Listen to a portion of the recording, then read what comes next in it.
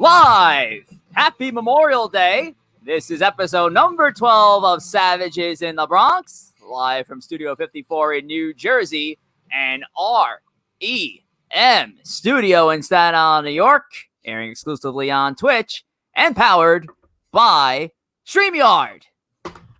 And welcome back to the show on this Monday, May the 31st, 2021. I'm your host, Rich Rivera, and I'm being joined by a guy who was too lazy to put his contacts in, Tom Wospil. What's up, Tom? That's not true. The contacts were in earlier. Okay. I was up early this morning to golf, and they're feeling a little dry. I figured, you know what? Let's let the glasses rock today. Let the glasses rock today. You know, between that appearance a couple weeks ago when you had almost no beard, and now the glasses. That was a bad one. Now that my fans just think I have rotating co-hosts every week, they're gonna start sending in applications. Tom, what have you done? I mean, listen, if anyone wants to be stuck with you for 30 to 40 minutes a Monday and have to deal with this echo, have at it. Have at it. Do we have an echo right now? Oh yeah. Oh yeah. You have an echo. Sure do. That's weird. I don't have an echo at all. And I'll check my settings because that's what we do on live shows. We check settings here. We make sure we have no echoes, and I have no echo on my end. So what the hell's wrong with you, Tom? I don't know. Because I hear nothing on your end. I hear no echo at all. So I think you might be good. Anyway, Bronx is burning. So hopefully Tom can get his shit figured out. Hopefully. Probably not. I don't know.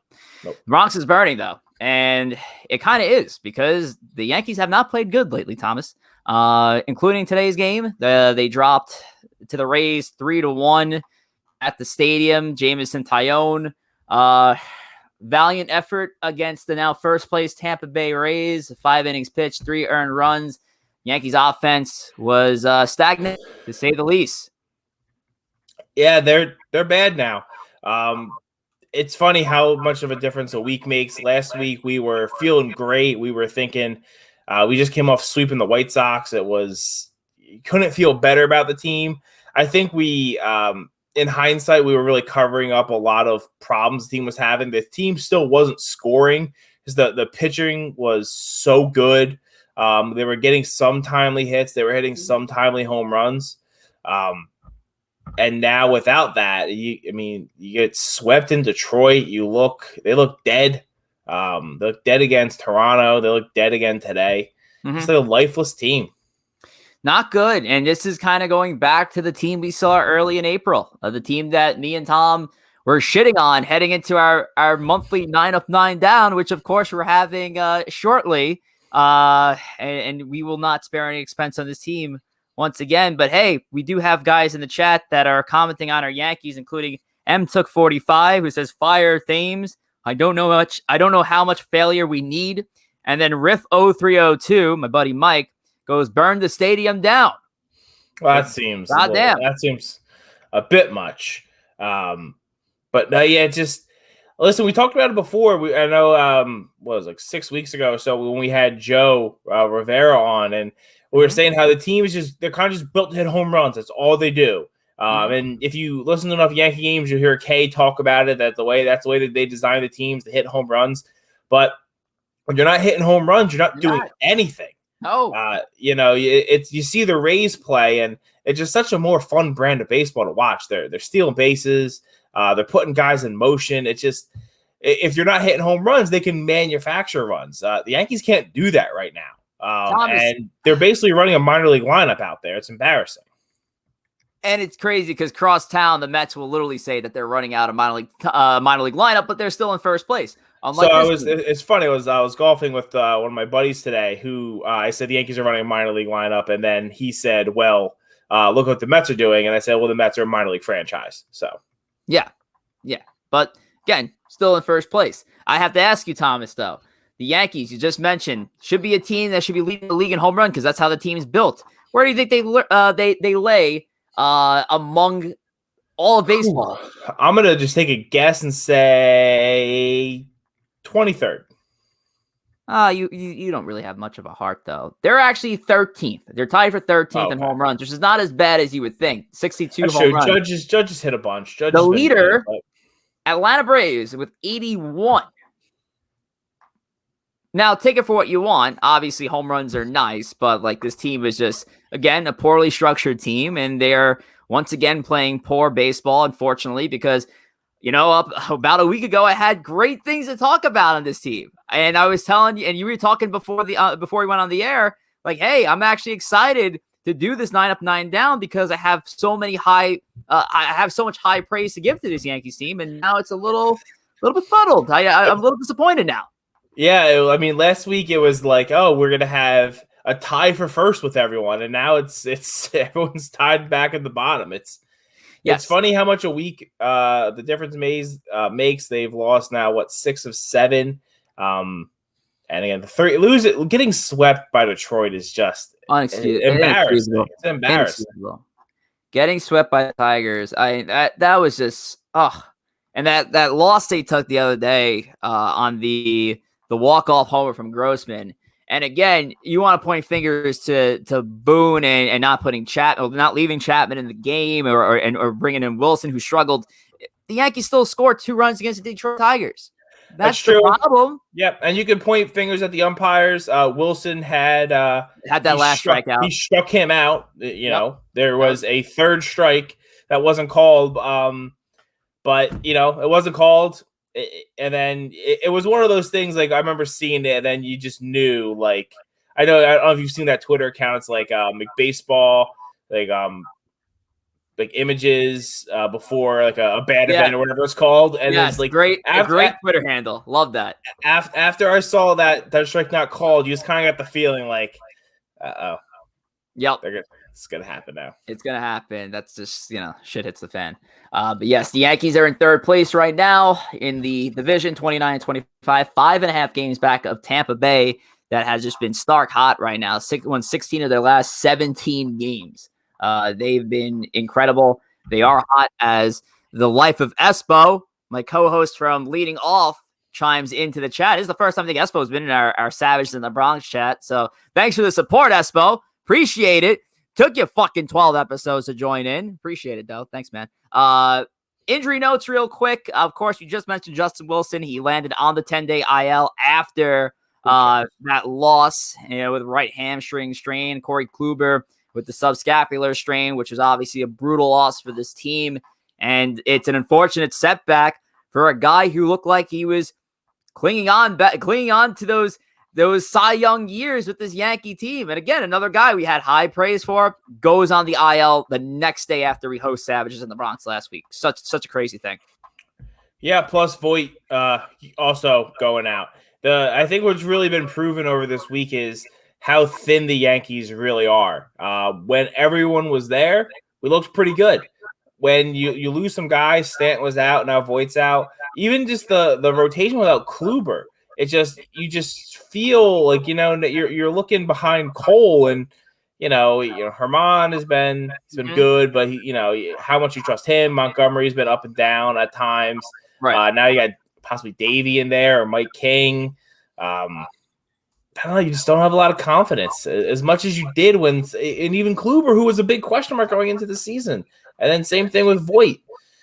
It's I don't know. It's just they're so thin and they're being exposed right now by the injuries. We're going to get into Voit and Kluber and their effects on the team in our 9 up, 9 down very shortly. Before we do that, let's turn into some good stuff here, Tom, because we like talking about good stuff. Like Sincerely Ali Studio products, of course, because since 2020, Sincerely Ali Studios has been customizing scented candles and wine glasses and coffee mugs. Hey, you can get a Yankee logo. Yankee stink. You get a Yankee logo on one of those coffee mugs. Really cool stuff.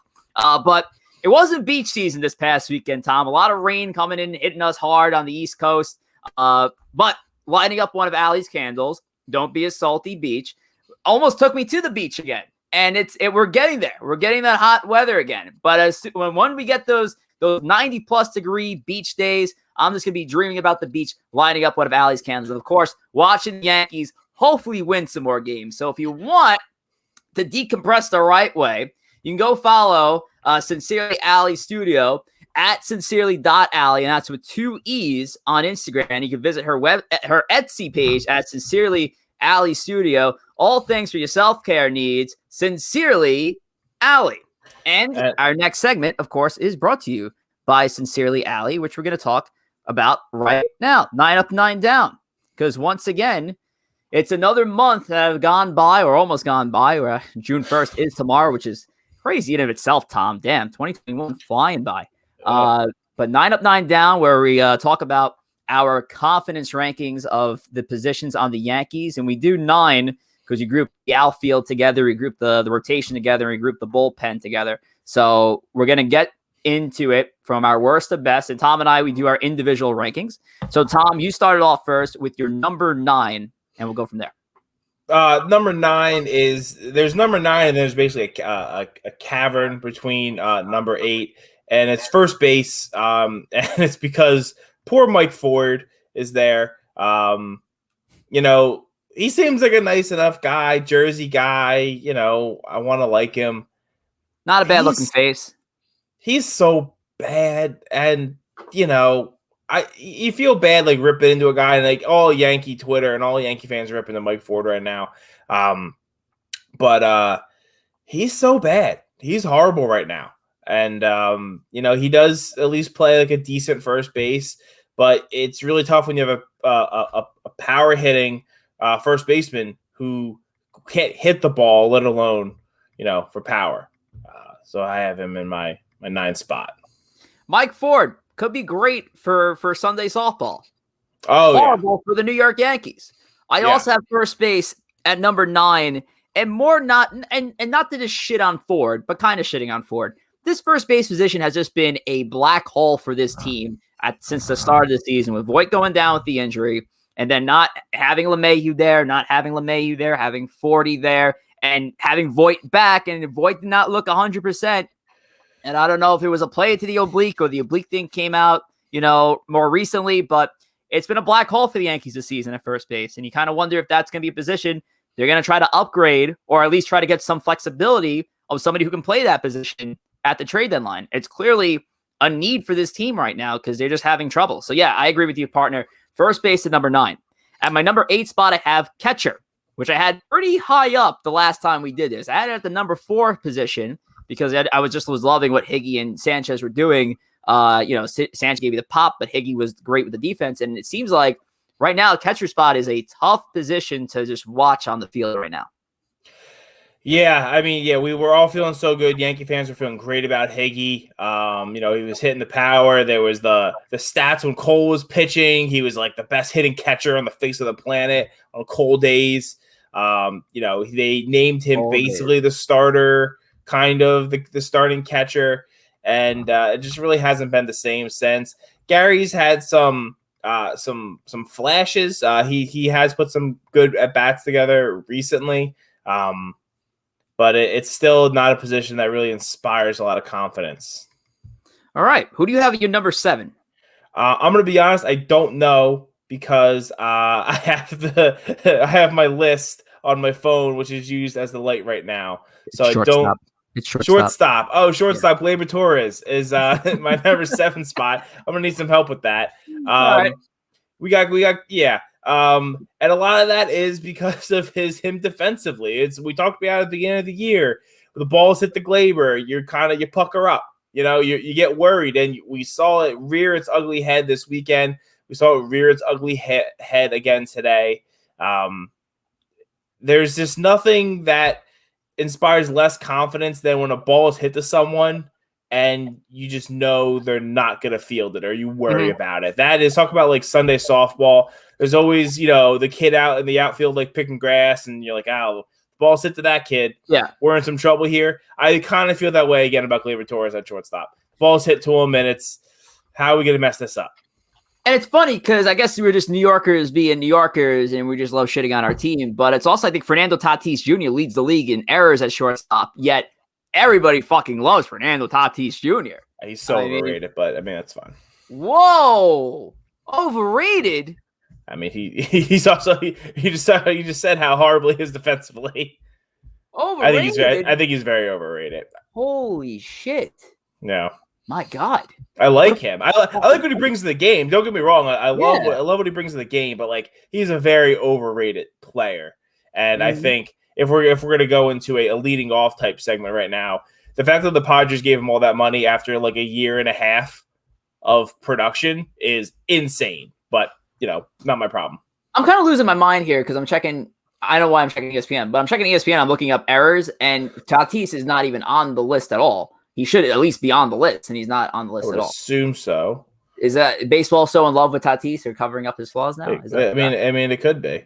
All right, and even go back to to our guy, to Glaber, he cleaned it up for a while there. He was playing a really good defensive shortstop for a while, and it's just, I don't know. It seems like this whole team just like goes into a slump together, and now just we're back to not being able to field the ball and put the ball in play, and don't feel good about him. Fundamentals. Yeah. I actually had Glaber at my number 6 spot just because he has been swinging a solid bat.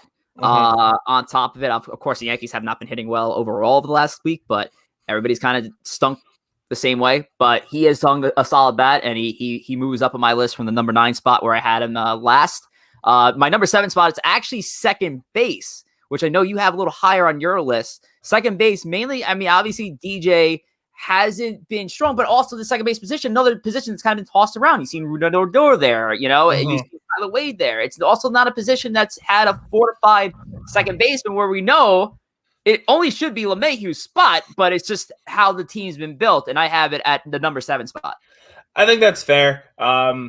Even though LeMahieu has not had as good of a season as he's had in the past couple with the Yankees, I still, if he's coming up in a big spot, I do still feel good about him. If the ball's hit to him, I feel good about it. I do know he gets moved around. He was playing some first base today. So I know there's some movements. But when I think second base for the Yankees in 2021, I do think of DJ LeMahieu, which is why he was a little higher up on my list than you have him. Yes, and we'll get into that shortly. Tom, at your number 9, 8, 7, at your number 6 position, you have DH. I do. And another case of, a few weeks ago, Giancarlo Stanton was the hottest hitter on the face of the planet. Then he got hurt, and I don't think he's got a hit since he's been back. I believe that is the stat line. He struggled. It's back to, when he looks bad, he looks horrible. And again, if we're talking about confidence, when he looks bad, it just looks so bad. He can't run. So what is he bringing to the table right now? I'm sure he'll get hot again. That's what he does. He's a very streaky hitter. Very streaky. But right now, I don't feel great about him. I actually had his spot up higher just because of that last month he had. If he would have kept going, I think he might have even been number 1 for me if he would have kept it up and stayed healthy. But so DH at number 6 for you.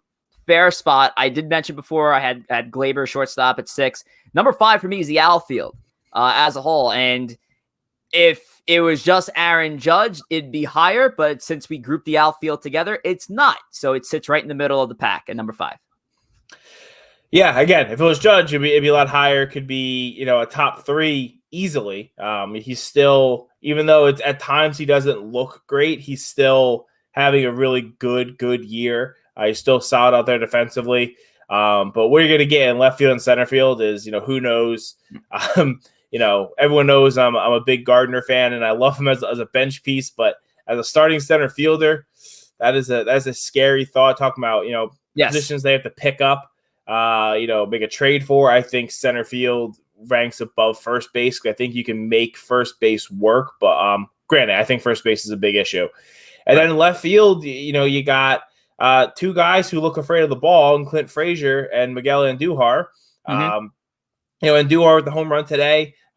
He's hit the ball some, but he's other than the home run today, he's been mostly hitting singles. He was a doubles machine in that fantastic rookie year he had. 2018, yep. Yeah, Frazier still doesn't look good.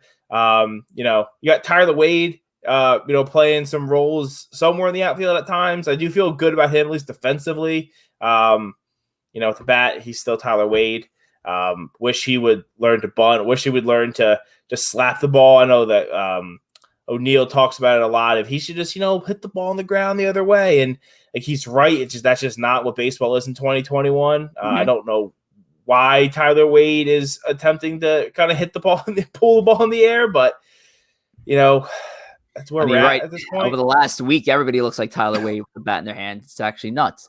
So on your side, Tom, you had first base at 9, catcher 8, shortstop 7, DH 6. We both had Alfie at 5. You had second base at 4. I don't know if you had more comments on second base more than you already had.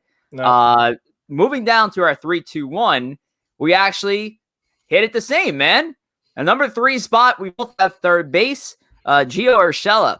And Gio consistently staying high on our list, no matter how bad or how good this team is. Urshela, yeah. Urshela. I mean, again, we've been talking a lot about defense again this episode, and there's no one you feel better about a ball being hit to right now than Gio Urshela. Yeah. He's, I think at this point of the year, he should be the front runner for the Gold Glove position. In the AL, he's been playing a great third base, turning those double plays. That triple play was just electric. He's turned so many other double plays from third base, which is so difficult to do. With the bat, again, he's been a bit streaky at times. He's been very good at times. There's times where he's cooled off. But yeah, it's just, when the ball's hit to him, it's going to be a play is going to be made. Something special can happen. This is outside of kind of 9 up, 9 down, but he's had some flexibility of being able to play short too. Gio Urshela, definitely the best, probably the player you feel most confident, maybe outside of Judge, offensively for the Yankees and defensively at this point. And that's a good mention there, Tom. He did show us the flexibility that he can play the shortstop position, and it's something that honestly this team may have to consider, down the road. If DJ is comfortable playing third base, which he seems to have played it comfortably. Obviously, we know what Gleyber is capable of doing at second base. He seems to handle himself well at that position when given the chances back in the day. Urshela is your only question at shortstop, and he's your best defensive player on the team. I think I have all the faith in the world that Gio Urshela can play that position well. I think he could play it well. His limitations are at third, that he's still not that he doesn't have a lot of range. At short, that's going to get exposed even more, and then we're going to have more of the Derek Jeter's a bad defensive shortstop because he had no range conversation things about Gio Urshela, and it's just I don't think he has the range to play the position full time. He could get in there and play it. He's not going to make any errors. He's going to field the ball, throw it to first, but I don't know if he can really do it for a long time. Here's some comments, and I think you can tell who the Yankee fans are in the chat here. Riff 30302 says Tyler Wade should be bagging groceries at ShopRite. Listen, he would bag them faster than anyone else. I love Tyler Wade as part of the team. As a guy to come in to steal. Again, he's someone who can steal bases. He plays good defensively. I like, if we were gonna rank people we're happiest on the team, I love what Wade brings. Granted, he's not a starting player, but I love what he brings to the team.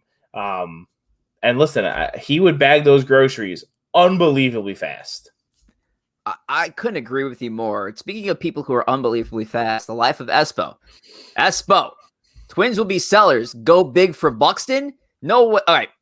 Even though it's not a leading off topic, but I'll go leading off on my own co-host there.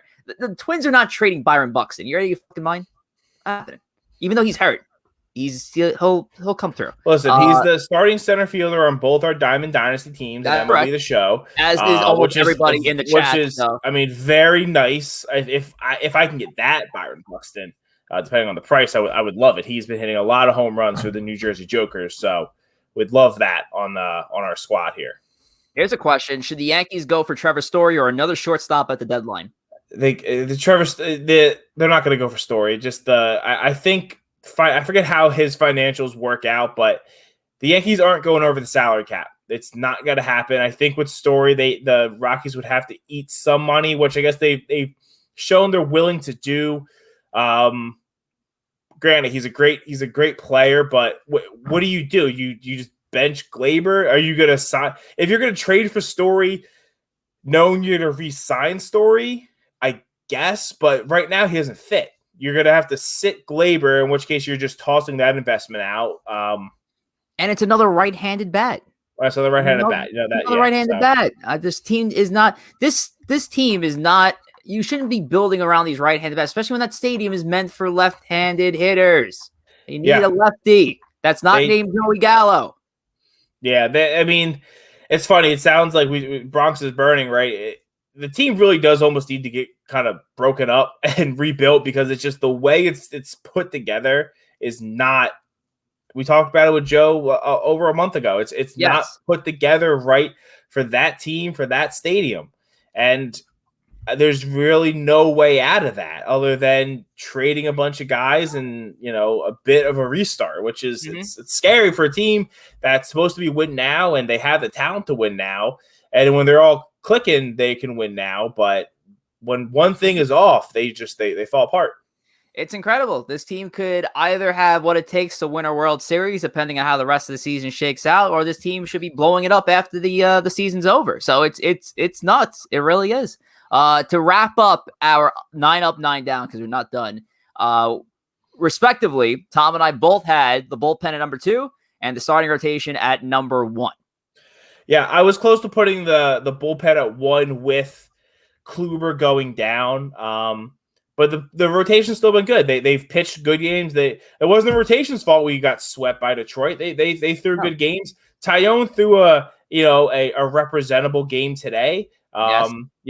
Combined with the bullpen, if you give up 3 runs at home, you should win those games. If you only give up 3 runs at Yankee Stadium, you should win. Especially against the team that's in first place in your division. Absolutely. Yeah. So, but yeah, the pitching is still what's carrying the team. It covered up a lot of the weaknesses we had for a while there. I think it's almost, if I look at the bullpen and the starting rotation at this point, it's like a 1 and 1A. They're both kind of right there with each other. Chapman did blow a save, but he wasn't, you can say like maybe he was going to go perfect. It's happened once in baseball history. Yeah. And the Yankees ended up winning that game anyway. So yeah, so it was going to happen. He still looks nasty. Still feel good about a lot of the other guys down there in the pen. Rotation, got the Coltrane still. We've seen good flashes out of Herman, out of Montgomery. We've seen good things out of Tyone. It's still tough bringing it back off of the injuries. But hopefully he can bring it back. And now it's what's that 5th spot? Is it Mike King? Is it Davey? I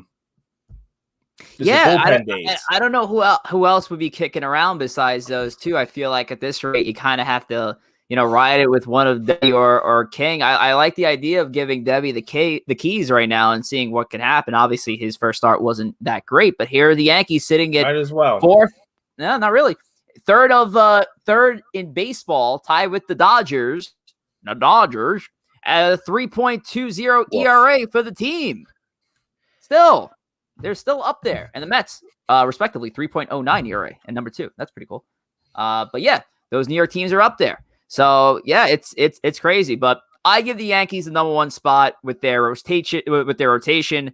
They have definitely done more than what we have asked. They've kept us in ball games. It's a damn shame. That this list is more on a solemn note because last week, like I said, things were great, but this team has played like crap over the last week. And once again, I end another 9 up, 9 down saying, guys, get your fucking shit together. Play better. Play better. Just play better. It's such a worn out kind of phrase, but you wonder what if George was still around, the kind of things God. Like he would raise hell in that locker room. Granted, a lot of it would probably be negative and wouldn't really lead to anything good for the team. But you just wonder, that again, the fire of the team just seems to be lacking. And hopefully they can get it back. Warm weather, ball's gonna fly, hit some home runs, feel good about yourself. Yeah. Until then, we got a bunch of losing looking franchises out there. Memorial Day weekend is at a close. Corey Favzo in the chat asks, who's the real MVP, Garrett Cole or my liver? Ooh. Corey, I think only you can answer that question, my friend. Yeah, I think that's fair. Fair. But we wish you the best in your recovery, sir. But we're going to end our show with a fun segment. It is called A Player to Be Named Later, which Tom and I have done since episode number 1 of the show. Tom and I are going to try to stump each other with some clues on a former Yankee. It could be a current Yankee, but I think that would make things a little too easy. And we're gonna Could go be. back That'd and be forth fun. with some clues and see if we can get our guys. So Tom, who do you have for me tonight? Who do I have for you? So we talked a little bit before the show. So you know this man's number. He wore number 39 in his one season with the New York Baseball Yankees, which was in 2008. 2008, one season, war number 39. It actually was only really like a half a season. 2008. Give me Cody Ransom. It's not Cody Ransom. He's someone that I think if in today's game you would be happy with the Yankees traded for because this man plays first base.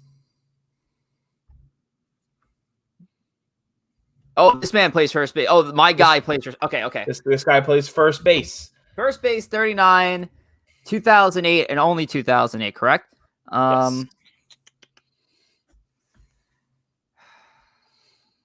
He's a two-time All-Star, not with the Yankees. He's known for two other teams he had decent tenures with, where he's known more for. Shit. Not Richie Sexson, is it? It is Richie Sexson. Fucking go. All right, Richie Sexson. Richie Sexson. My God. Listen, big sexy. Wow. They would take care. I mean, granted, I saw some unread in the chat, so I was like, oh, they probably all know who it is. They're just throwing it out there. I see Shelly Duncan, Kendrys Morales, and Billy Butler, all not horrible guesses, but Richie Sexson, what a guy. A freaking Yankee. Yeah, right. Another guy they brought in at the end of his career. He played like 20 games with the Yankees. Wasn't good, but had some really good years in Milwaukee. He two-time All-Star. He twice hit 45 home runs in a season.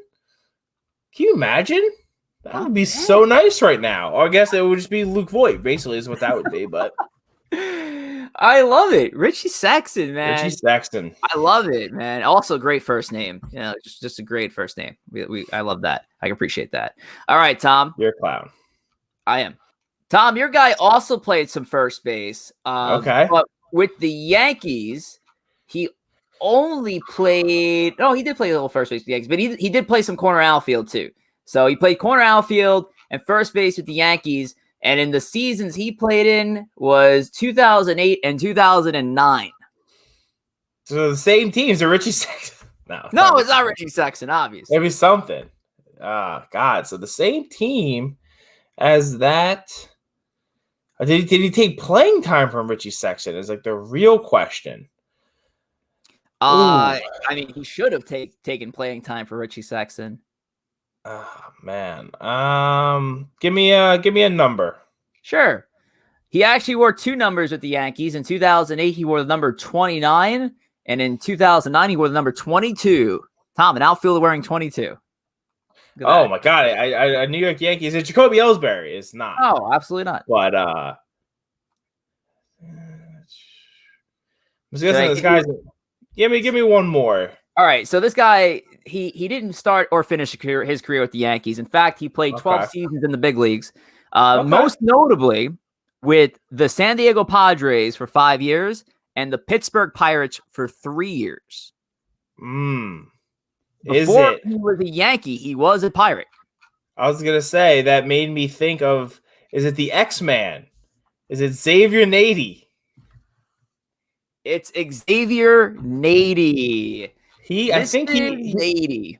Was he on one of those like bottom? I think he was on one of those like bottom 2 or 3 starting lineups we had, right? We were ranking the starting lineups for the Yankees. He made 2000. He was on the 2009 opening day lineup. Yeah, and it was a team that won the World Series, which is funny. And that was one of our worst lineups.